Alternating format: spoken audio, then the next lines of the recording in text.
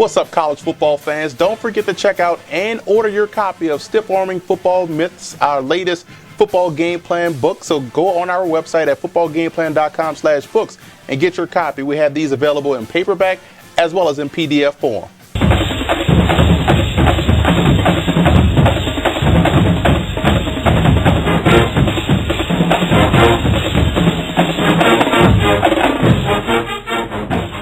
Welcome to footballgameplan.com, where football makes sense. I'm Emory Hunt, the czar of the playbook. Bring you our FBS Week 2 wraparound. We're going to go across the college football landscape to take a look-see into some of the big games on the schedule this week. And we're going to start this video off in Chestnut Hill as Boston College plays host to Pitt.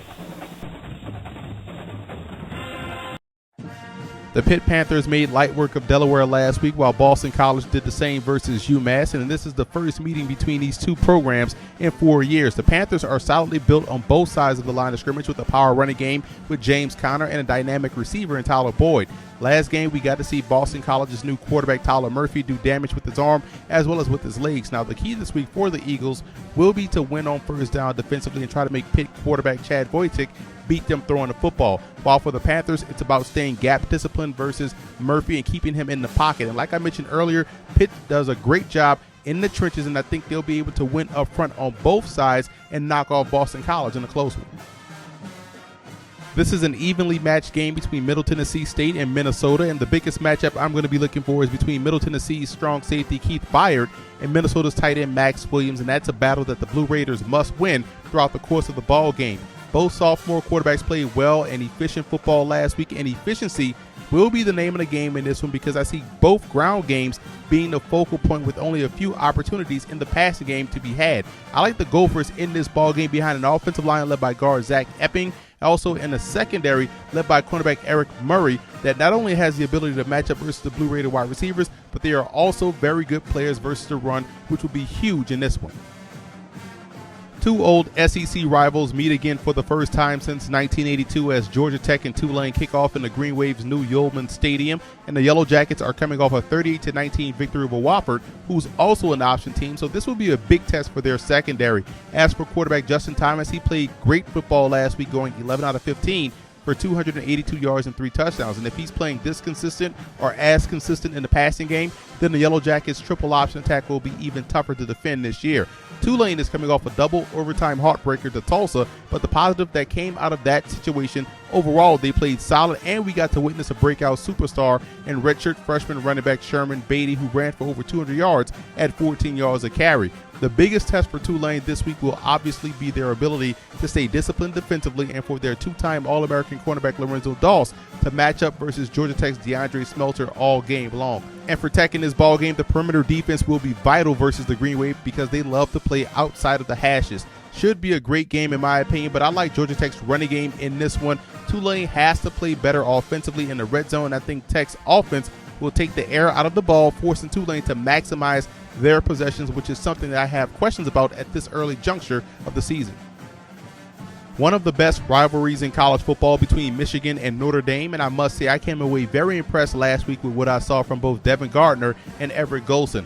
Both showed vast improvements in the little nuances of quarterback play, and it'll be interesting to see where Michigan moves wide receiver Devin Funchess around the formation. You'd have to expect the Irish defense will do its best job to take him out of the equation. Now, Notre Dame did and will once again be playing without some key contributors, and you have to wonder how will that affect the play of the front seven on defense versus the Wolverines. For Michigan, their defense has to be much more disruptive in this ball game, and I'm seeing sound but not dynamic play from those guys up front. I like Notre Dame in this ball game. I think the Irish are a little bit more athletic and much more explosive on the perimeter, and look for Amir Carlisle to be a huge X factor in this ball game offensively.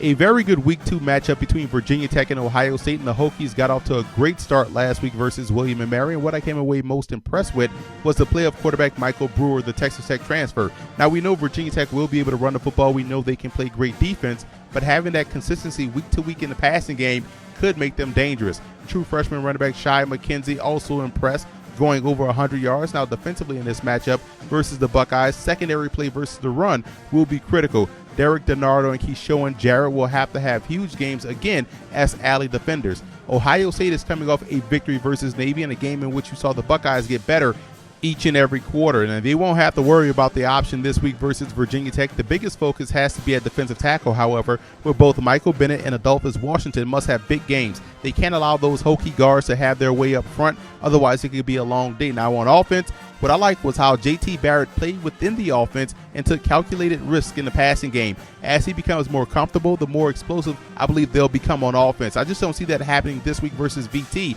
I like the Hokies in this ball game. Look for defensive coordinator Bud Foster to have some exotic games drawn up front with Luther Maddie and company to frustrate the Buckeyes. An old Southwest Conference battle between Texas Tech and UTEP, and the Red Raiders played sloppy football last week versus Central Arkansas. 15 penalties, 2 interceptions.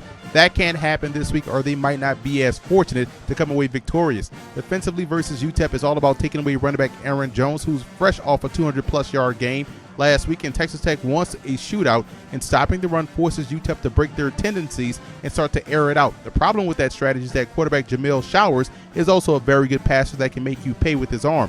As for UTEP in this ballgame, it's a case of two extremes. New Mexico was a run-heavy spread team, and Texas Tech will spread you out to air it out. One thing I do know is that the Miners can get after the quarterback, and I would keep an eye on defensive ends Roy Robertson and Nick Usher. Both guys can really bring it off the edge, and they'll play huge roles in this ball game. I like UTEP in the upset. They have the ability to play a well-balanced game on offense, and their secondary in that 4-2-5 matches up very well versus the Red Raiders. I like the Miners in this one. And also, don't forget to check out every Tuesday night, 8 p.m. Eastern Time, College Football Now on our Football Game Plan Radio Network, located at blogtalkradio.com/footballgameplan.